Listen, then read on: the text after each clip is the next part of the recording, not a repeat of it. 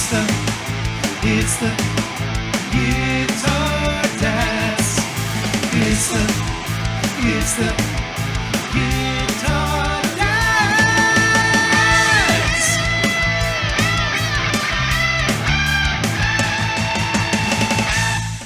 Welcome to the Guitar Dads Podcast, a podcast for guitar dads by guitar dads. This week, an eruption in the Van Halen camp, more new artists can't get spotted, deuces are wildly outrageous, and are you just a crybaby about pedal reviews? We stomp on some misconceptions this week on the Guitar Dads Podcast. Now, the guys who you should never trust with a review, Matt and Dave. Ha! Hello, everybody. I'm Matt. And I'm Dave. Why are you such a crybaby? That Wow.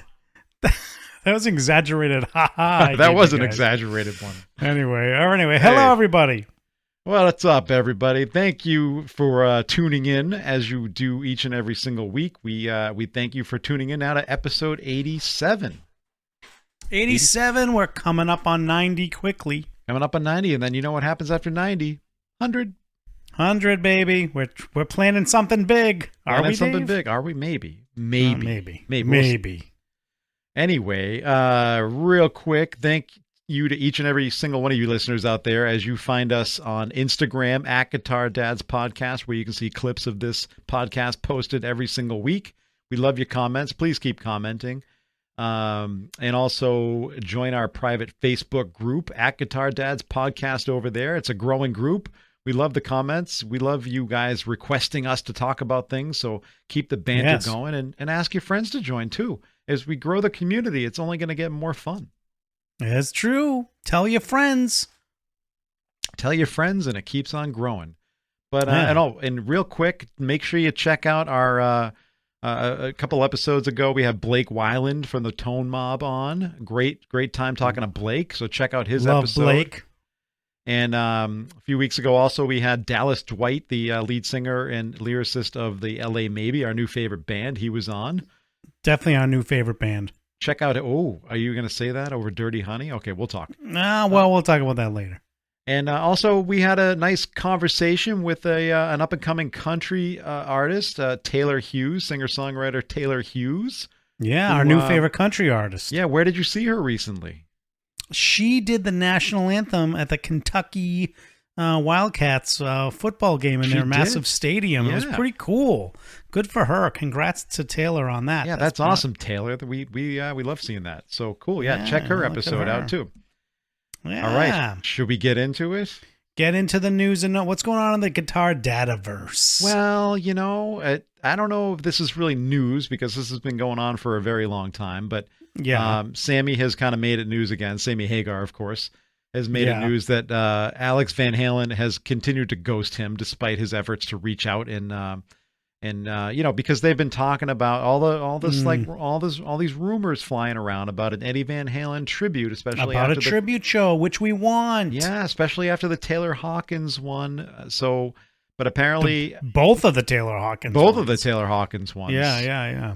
And of course, Wolfie playing Van Halen at both of those shows. So that was huge. So that's what I wanted to comment on, because it's interesting that Alex has kind of gone into hiding, which you can totally understand. Like his kind of, his brother, his, partner in crime for all these years is gone. So you can totally understand where he's coming from. But I think it's really kind of cool that Wolfgang is continuing the legacy, not only like just completely shredding it up and playing Van Halen songs at the Taylor Hawkins tribute shows, but also doing his own thing with Mammoth, which is just awesome. It's just awesome to see. And I saw that he's going out with Alter Bridge, so that's going to be awesome. And Hailstorm.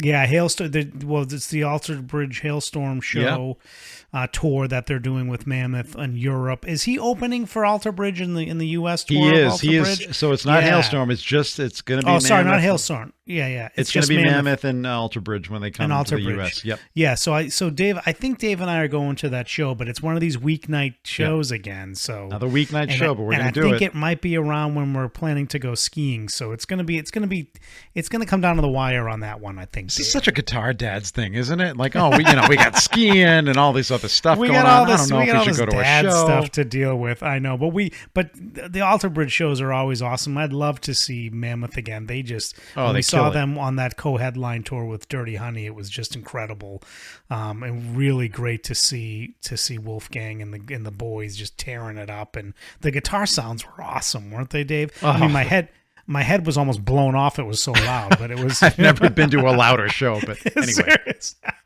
it was pretty freaking loud. Yeah, it was. But loud. It was anyway, well, Yeah. the opposite of loud is quiet, and that's what Alex Van Halen has been lately. And of course, Yeah. you know, I don't know if Sammy and Alex ever really like made up, you know, after Sammy left. So, yeah, I don't think so. I think he was like persona non grata with Alex anyway. yeah, So, he made I peace mean, with Eddie yeah. before he died and everything. So Yeah, that was a cool thing to hear. That was cool. But So, otherwise, so hey, stay tuned. I don't know if this thing's ever stay going to tuned. happen, Stay tuned. Probably not. or if it does, it's not going to involve Sammy, or who knows? You know, who knows? Yeah, who knows what's going to happen. So anyway, what Did else? did you hear this? So this is as we, you know, I feel like I hate to kind of bring up the same topics every week, but this Spotify continues to make the news. What's going on with Spotify? So Spotify, I think I read, if I'm getting this number correct, they add 100,000 songs a day to the platform. So the idea here is that they're going to makes be sense. continue. Yeah, they're going to be trying to increase that, which of course in turn is going to make it even more difficult for newer artists to get heard. You know, the more songs that get added to the platform, the more difficult it is to you know, for the cream to rise to the top. So Yeah, well, I mean, we've talked about this a lot. I mean, that's kind of the way it goes these days. Is your that's just the way music it is is. music is just so there's so much music out there. It's so accessible that you know it's you know you could argue it's even a little bit harder to get noticed under all the noise, right? We've talked about this so much, right? So it's both awesome and a little more difficult, right? So. Well, do Yeah. you think that as platforms continue to increase their per day volume ads to these, you know, do you think it's gonna really negatively impact some of these newer artists in to some capacity? I'm sure it will. Oh, but- totally. Yeah.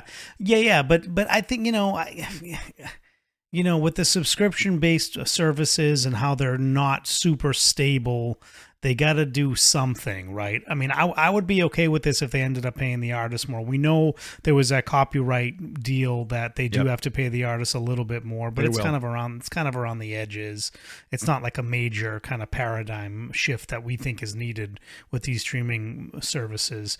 But you know, they got to pay the bills, and it's unclear if they're really able to do that fully with the subscription services they have.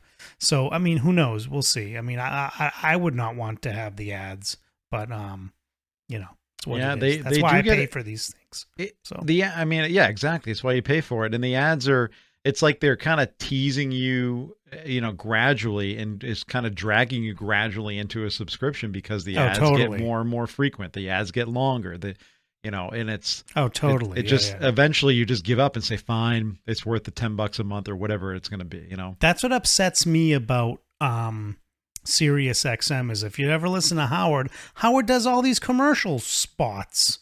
And it's like, what the hell? Like, I'm paying for this as the subscription to listen to this occasionally, and he's still reading commercials. I mean, that's his prerogative, you know. But it's like, doesn't he have enough money? Like, why doesn't he just do the show? I know. You I don't know? get Howard It's anymore, so really I haven't listened to him in weird. a while. But Yeah. that's- Well, that's the other thing that Sirius did is it gives these tiers, so like you can't get all the content unless you pay like a ton of money. So a ton more money, right? yeah. So it's another. It's, you know, this is I mean, the way I get it goes. I get the Yeah. content that I like and that I need, and I'm only paying $60 a year, so it's worth it. For Yeah, me, that's you know? pretty good. That's pretty good. Yeah, because I'm pretty sure I'm in the zone where I got the good deal for like a couple of years, and now I'm paying like full price. So Yeah. I should go and adjust that probably. But I do enjoy Sirius XM in the car. There's a lot of great stuff to listen to. Like, I do like the music channels. Yes, I could just turn on Apple Music, but the channels aren't as good, and they don't have the cool DJs that tell you cool stories and the VJs from the 1980s and all They those do, people. yes. Yeah, but yeah, at the yeah. same time, it's funny you mentioned that, because I was just going to say, I'm noticing now that some of the DJs, not all, Yeah. are getting a little bit long in the tooth. The older ones that have been out there for a while. Oh, really? They seem to also, that also seems to correlate with how long they talk. Some of these DJs, the older ones, are like just go on and on about these stories from the past, and it's this and that. And I met that band and went to that show, and it's like, okay, play the music.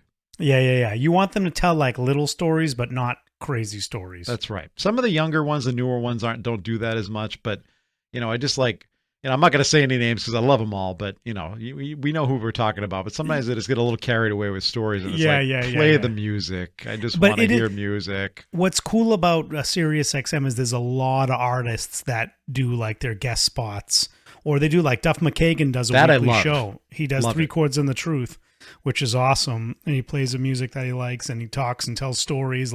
And there's a lot of different channels that have artists that come on and do it. It's super cool. Like, that's good content that I'm willing to pay for because it's fun, So it is fun. Yeah. So and I used to be so anti-satellite radio. I was like, why would I pay for satellite radio? It's lame. But it's actually you used to hate it. Oh yeah. But then after the Sirius and XM thing merged, and I was like, oh, maybe there is something to it. I'll tell you what, when I'm in the car, if I'm not listening to podcasts, a lot of the time I got Sirius XM on. So it's cool. Convenient. Yeah. It's really, what I do like Apple in the car, but it is a little bit more difficult when you're driving or you're in traffic and you want to either change, what you're listening to or whatever. If it's not, if your car is not responding to what you're asking it, or if Siri's not responding, that's a pain. With satellite, it's just click, click, click, go find something else. So it is nice. It's fun, and on long drives, it's really fun. So yeah, it's a good thing. Anyway, I don't know how we got onto Sirius, but there he is. Because we're not that serious. Yeah, we're not serious. Are you serious? Well, speaking of, are you serious? Do you want to talk about this Joe Perry guitar? Yeah, let's talk about. So I see. I'm scrolling the old Instagrams. You posted about this in the group, by the way, right? Did I? I think I didn't you? Oh no, you asked. I think you asked Philip, didn't you? No, I didn't. No, I didn't. Where did we talk about this? We did talk about this. I sent it to you. I sent you a text. Was it just me? Yeah, just you. I just sent you a text, and I said, I swear to God, you talked to somebody else about this, and it was. I posted a comment on the thread. Yeah, that's. Yeah, that's where. Okay, on Joe Perry. So I'm scrolling that's where I did. So I'm scrolling the old Instas, and I see this thing from Joe Perry. Everybody knows the guitarist of Aerosmith. And it's like, oh, do you? And it's like a picture of him playing guitar, but what he's playing is like a Gold Top or something, a Les Paul Gold Top, and he's like, do you want this guitar? Do you want my guitar?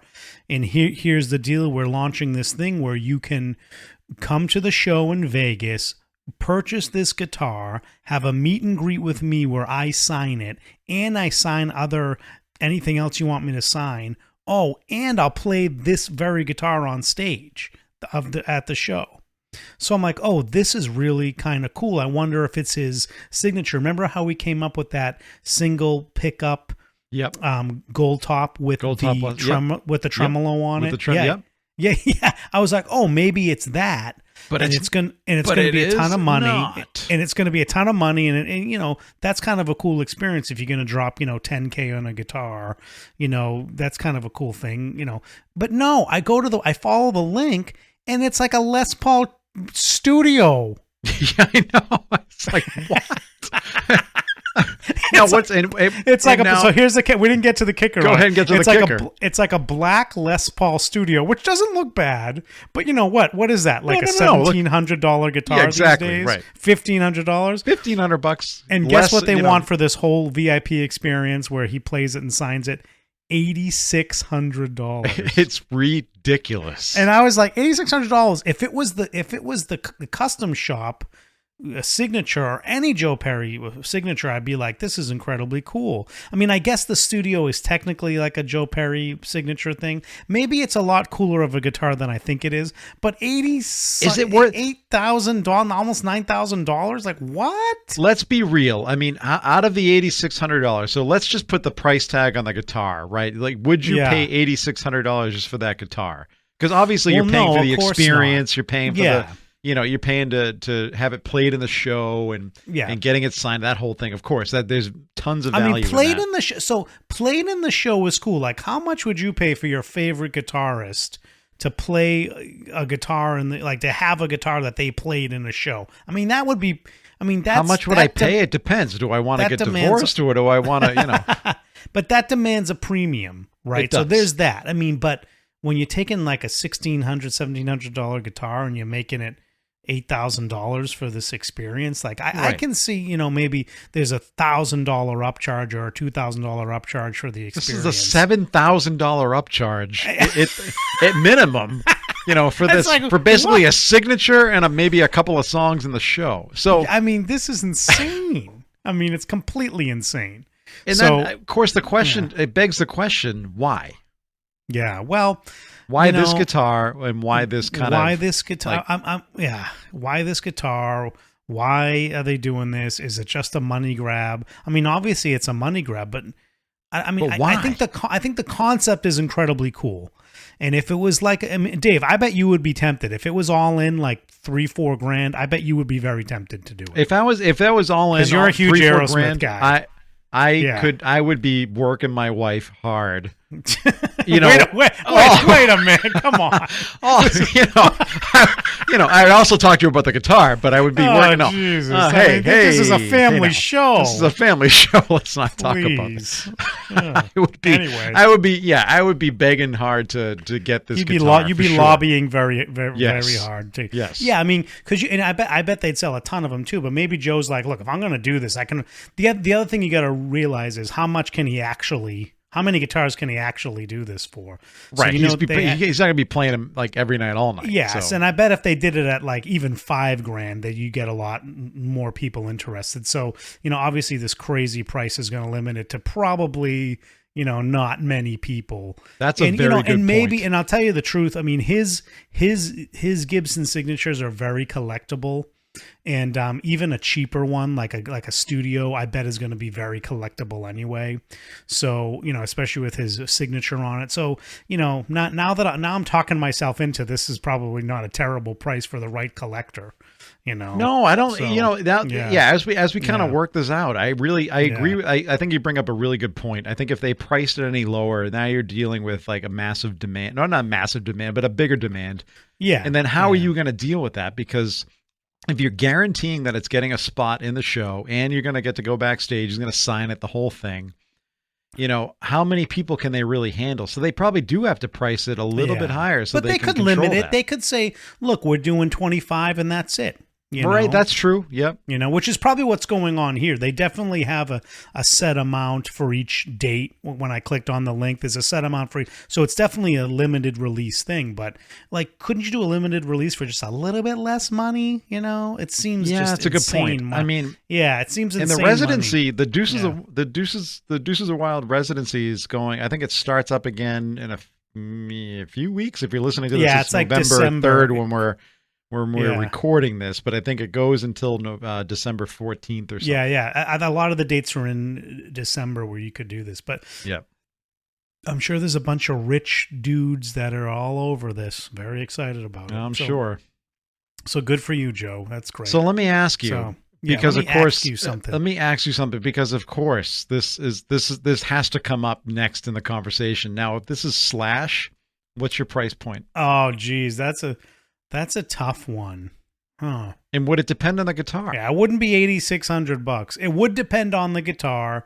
It wouldn't be $8,600. Would I pay? Yeah, I don't know. That's a tough one for me. I don't know. I don't know if it'd be quite worth it for that whole thing, but I don't know. Maybe. I mean, I'd probably be in for like $5,000 for an experience like that. I'd probably be in for that. Yeah, I Yeah, actually much more think than that's that. kind of reasonable for much that. more than that. Probably not much more than that. Right. Especially if you have to like travel and do the whole thing. I mean, this is like that'd be like a $10,000 experience. So yeah, that's the thing. You got to fly out to Vegas, and you go. Well, I Yeah. guess if you live in LA or something, you're someplace close and you can But that's- drive. You know, yeah. it's not, yeah. Yeah, for me Saving some personally, money. like my favorite guitarist, which is Slash, if he was doing this, yeah, I mean, maybe I would think about a $5,000 thing on this, depending on the guitar. If it was a studio, I probably would be like, sorry, pal, like that's just not cool enough for me. Yeah, the studio kind of Yeah. it kind of takes away from it in a way. Yeah. I'm not Yeah. bashing the studio. No, that I'm really- studio's a bad guitar. And like I said, They're great I'm sure guitars. I'm sure these things are going to be incredibly collectible. They'll probably be selling. I guarantee you're going to see one on Reverb a couple weeks after this thing happens, right? So, yeah. So it's just what it is. By the So, way, did yeah. you see? Because they do this every year. Reverb released the most popular guitars of 22. Yeah. Guess What was it? Guess what was number one? The Fender Mexican Stratocaster. No. In fact, the classic vibes were rated a little bit lower than I thought. Okay. But guess a little bit more obscure. Oh. The Silver geez. Sky. Oh, the silver, just Yeah, the regular American, Silver yeah, Sky. the American Silver Sky. Silver- Yep. Oh, wow. Very interesting. Yeah. Yeah. Those are very popular guitars. Yep. People I love found that them. interesting. Yeah. The lead guitar player in my band has one, and he loves it. It's a great guitar. Now, Miles Kennedy of Alter Bridge / Miles Kennedy and the Conspirators fame and that kind of and his own solo project has been spotted playing the Telly version. Yeah, the Would Telly. you be interested in buying? We've talked about. Are you this, but telling me there's a PRS Telly? Yeah, have we talked about this on the podcast? we have talked about Oh, this we a little did. bit when it So- made so when it Paul- when it kind of Paul rocked was the at- internet a little bit. Paul was asked about it, and he said it's a one-off for Miles. There's no plans to release that. Just like Yeah, and I would just like say Tremonti. cue just any GIF where it's like Well, yeah, but Dave, but you can see this is you know why I believe Paul, because Tremonti has that weird kind of Explorer / Firebird Yes, looking yes, PRS yeah, that yeah. has never been. He's had that for probably 10 years, and that has never been released But this is a little bit different because You it's know, a Telly. It's a Telly, so it's a little less obscure than Tremonti's guitar, right? And it's gonna and if the Silver Sky truly is as popular as it is, Yeah, right? The Strat, then this is gonna. you would be, think the this Telly would could- be a good marketing move. Yeah, I think the Telly could be a great marketing move. This is not a bad take. It's not a bad take. I call BS on Paul. The PRS people are going freaking berserk over this on the PRS groups and everything. They can't wait. But then they heard that news and they're like, oh, but Nah, not true. I don't Just know. wait, We'll see. wait it out. Let's wait it out. Wait it out and see. So anyway, speaking of gear, did we want to get into some other gear? Speaking of talk? things that you This don't is- believe, This is more of a gear talk episode. And speaking of pedals, so Paul Reed, this is kind of what brought me up to this topic. Paul Reed Smith got into the pedal business a few weeks ago and released a line of 3 pedals. So we're think what you may. So we're inundated with pedal demos, and then another incredible sounding looking pedal came out. Just yesterday I think was the Soldano. The Soldano, yeah. SLO the pedal, SLO which is- 30. It's supposed to mimic the SLO 30, right? Amp.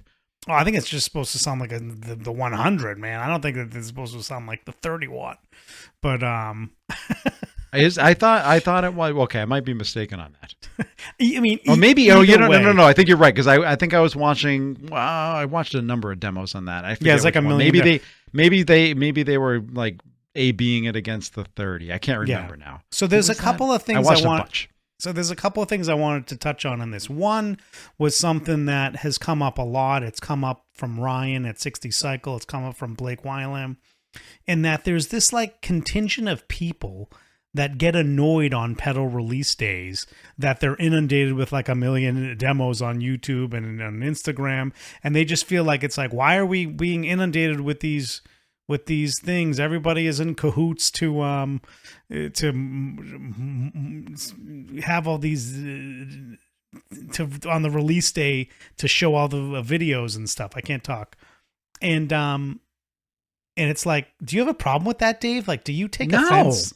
No. Who takes offense No. to this? Like, this is No. how. Cue- Listen, Cue people. the Jason Bateman gif with the Yeah. no, Listen. no, I don't at all. Listen, people, if you're complaining about that, like that you turn on YouTube or Instagram and you have a million demos of the same pedal, guys, that's how marketing works. It's what marketing Not only is that how is. marketing works, but we are in a beautiful place right now where these kinds of things are so accessible. And back in the day, you might, maybe you heard a friend play it or somebody, you heard somebody play it. Oh, you got to check this out. And maybe you Yeah. checked it out and you didn't like it, this gives you a ton of opportunity to kind of, explore and decide if you are interested in a product. And yes, of course, all these things most of these reviews are professionally done and they're going to sound good. And, well, we're going to get into that. But this is the thing. Yes, it is true.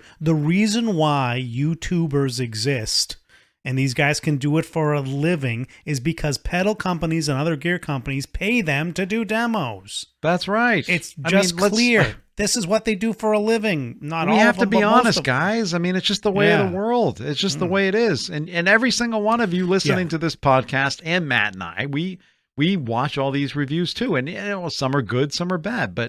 And that's up to you to decide what you believe. But we're going to get into this. So, but here's a question I want. So there's that. So so if you're one of these people complaining about this, like, get over it. That's how marketing works in the gear world these days, and which I think is incredible. That you can hear like a dozen different incredible guitar players and YouTubers do this work and hear this pedal. Like you said, David, it's unbelievable that we're living in this day and age where this kind of obscure thing, which is a guitar pedal, there's like a million people on YouTube that you can hear what it actually sounds like.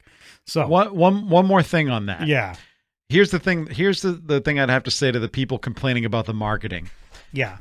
Nobody is saying the same thing about these products. Okay, well, some you're getting of them different. Some of them kind of do, but you're getting different opinions. From professional people out there. Yeah, and you're given a lot of information with which to use to use to decide whether you want to purchase the product. Yes, yes. So anyway, I think we should just get over that and stop the complaints about that, and let's just get over ourselves. But I did want to ask you this question, Dave, and raise the question: do you trust pedal reviews? No. Do you feel that? So let me be a little more specific. Do you feel that when you put on a pedal demo by a professional channel? And by professional channel, I mean somebody with high production quality, the good sound quality, all that stuff, good camera stuff. Do you trust that you're getting the true sound of the pedal from them? I will tell you this. I only trust certain people. And the reason I say that is because of history, right? Okay, all right, let's hear it. We know the people. I'm not going to mention names. Yeah, let's not get into the names. we know the people out there doing this kind of stuff, and they're all great.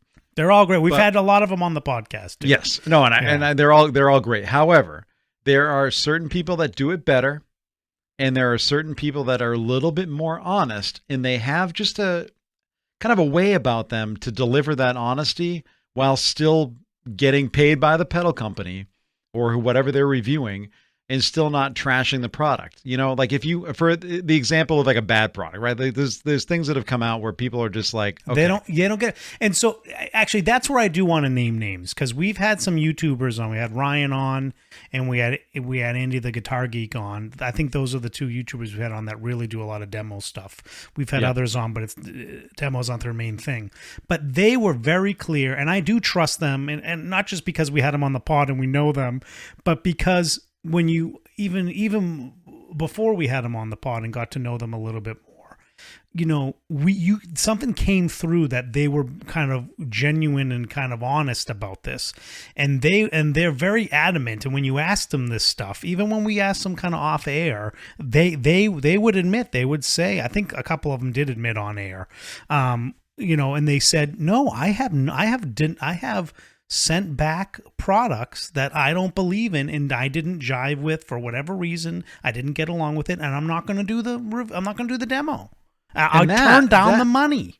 That kind of honesty really resonates with me, because, and those are the people, and you mentioned a couple, those are the people that I tend to really lean on, because those are the ones that I believe. And there are others out there who will tell you at the beginning of these videos, just because I'm being paid, because you have to acknowledge this. A lot of them do acknowledge it, which is great.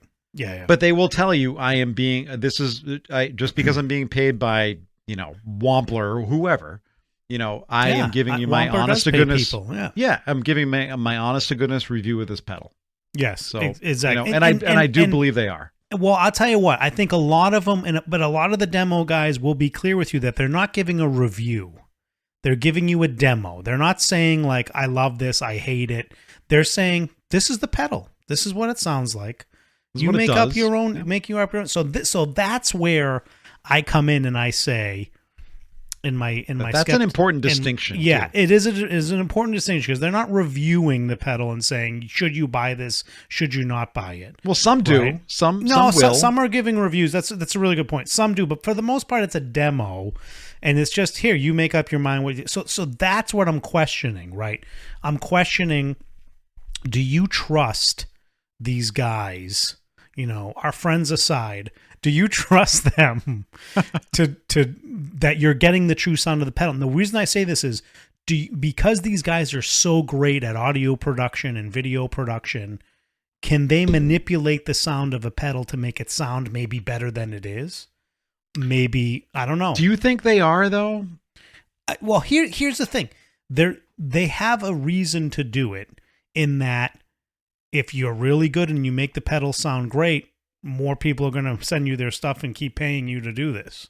No, of Right. course. But I also think that a lot of the people that we tend to follow are more genuine than that. They are not those who are going to put lipstick on a pig and try to sell you something that, like you mentioned, people don't believe in, and they'll send it back. And I can't demo this because I don't for whatever reason I don't like it. That's right. Um, That's right. At the same time, I think certain people, and again, I'm not going to mention all these names, but there are certain people out there that just have a way about them to kind of let you know, kind of casually, I either like this or I don't. Yeah.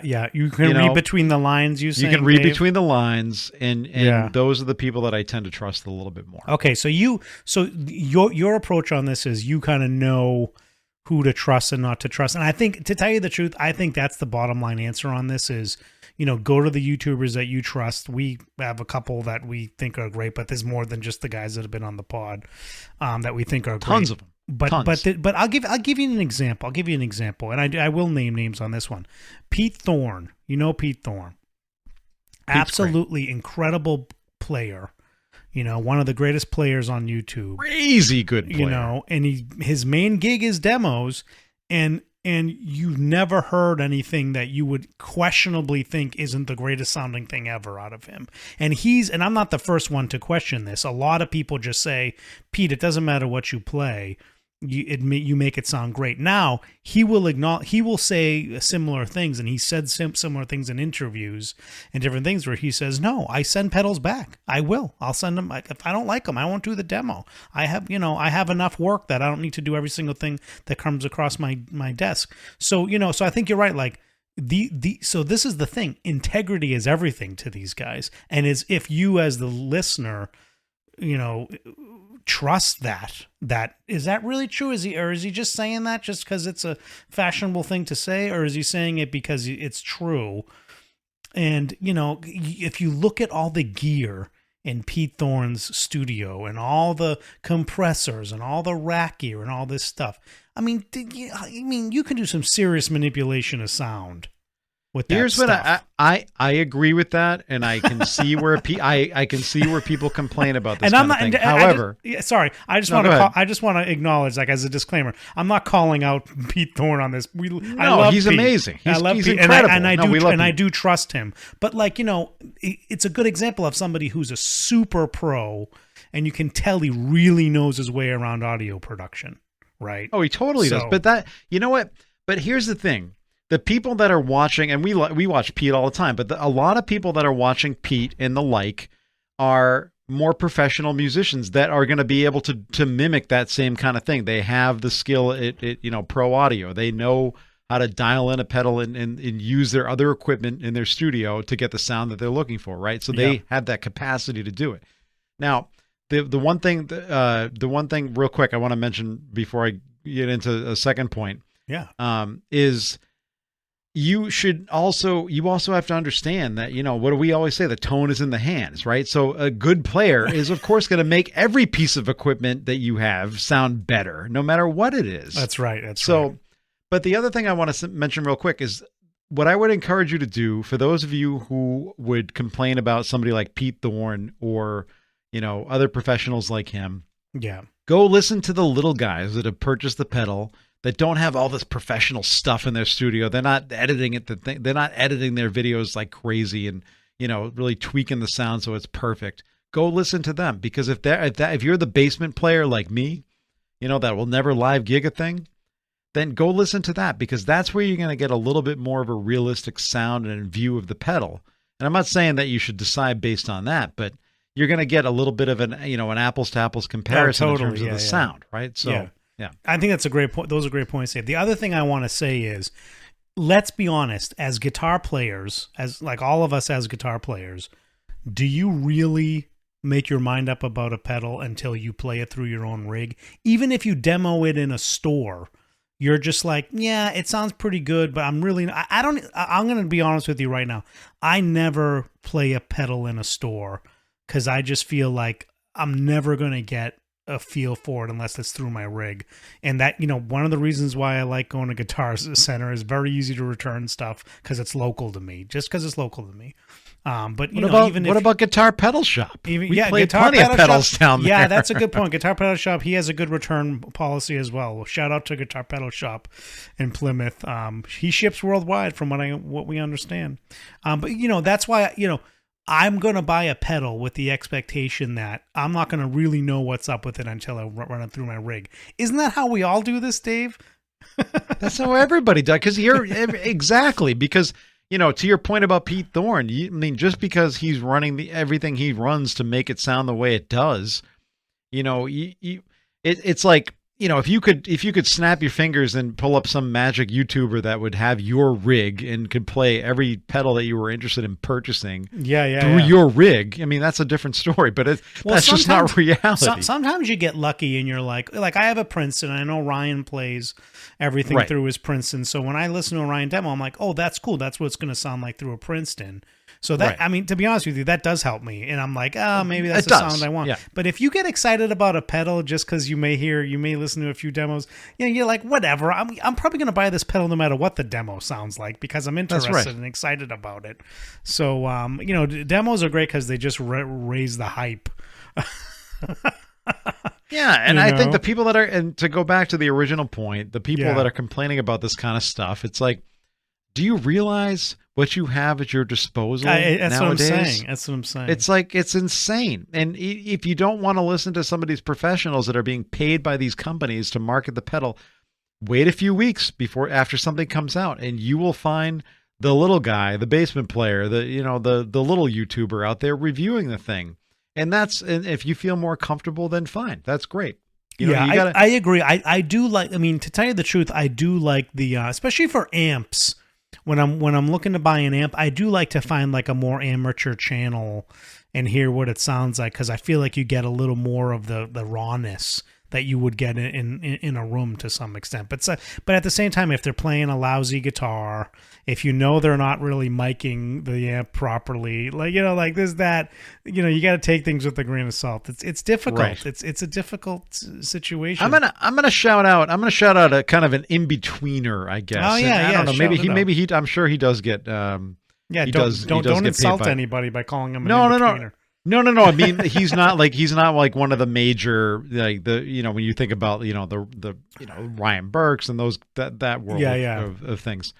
But do you ever watch Rich Bischoff? No, I don't know Rich Bischoff. He's an incredible player, and he demos a lot of stuff. And I don't know if he's if he's like a paid marketer for these companies, or whatever. But he will tell like it is, and he's a great player. It's so check his channel out anyway. But I will shout out is Glenn Fricker from the what is his channel called, Dave? Everybody, you guys know who Glenn Frickin' Frack. You guys know who Glenn Fricker is, like SMG Studios or something. He has a name for it. Anyway, you guys know Glenn Fricker. He does the Honest Gear reviews. And which I love, and Phil McKnight does them as well. Phil McKnight does them incredibly well as well. But Glenn has a way about him that you either love or hate. But I think it's hilarious because I saw one last night where he goes and buys stuff with his own money and he gives you an honest to God review. And I was actually really impressed. I saw him the other night because he was obviously working very closely with. For years, he was working very closely with Harley Benton with Toman on the Harley Benton guitars, and he was hyping up these Harley Benton guitars, and he was like, "These things are great." And they are great. Dave had one, and for the quality, the price for quality, the value you get is kind of unbelievable with the Harley Benton. So he actually said, there was a lot of people that were commenting, well, you do work with Harley Benton, so of course they're going to send you the best guitars. Why don't you get one that isn't, just for you? So he actually got one. He had a friend of his order it and got it shipped to his house, and then he played it. And I thought it was kind of sad because he found all kinds of issues with it. Whoopsie, Harley.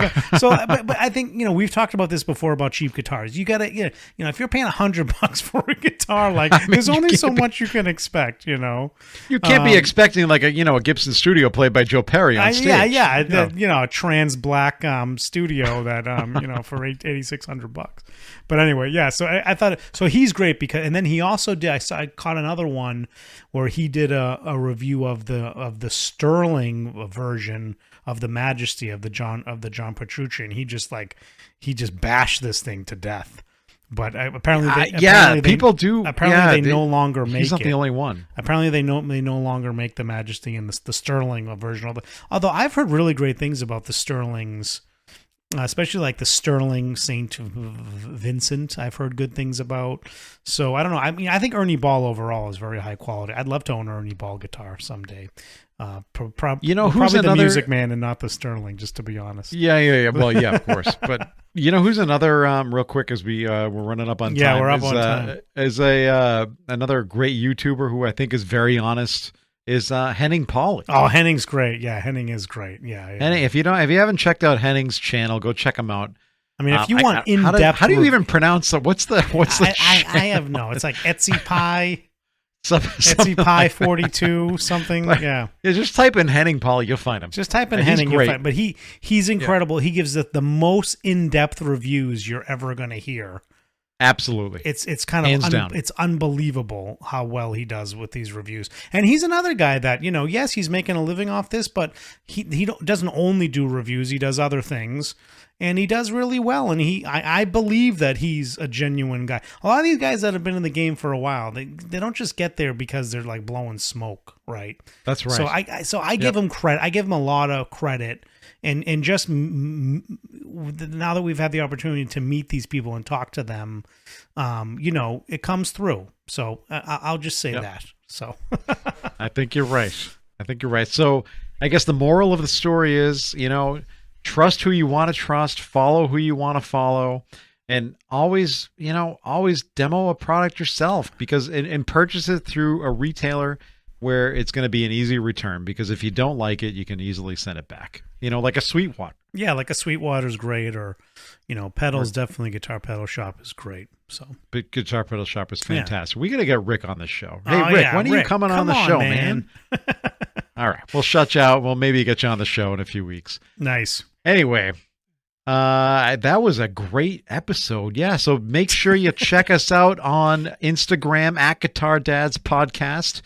And come join our private Facebook group at Guitar Dads Podcast over there. Make sure you leave us a review wherever you download us, because that would really help out the show. And check out our recent episodes with Blake Wiley of the Tone Mob, Taylor Hughes, up-and-coming country singer-songwriter, and, of course, Dallas Dwight, the lead singer and lyricist of our new favorite band we'll discuss next week. The LA Maybe. And check out, could they take over? Could they take over? They just released a new single. I told you we got a preview of it because they had sent it over to us, which was very cool of them. And there might be a little bit of a cool little thing, a little collab going on with them. And just a little collab. We'll see how that goes. And the new single called Down to Fight. Incredible. Check them out. I actually got the shirt on.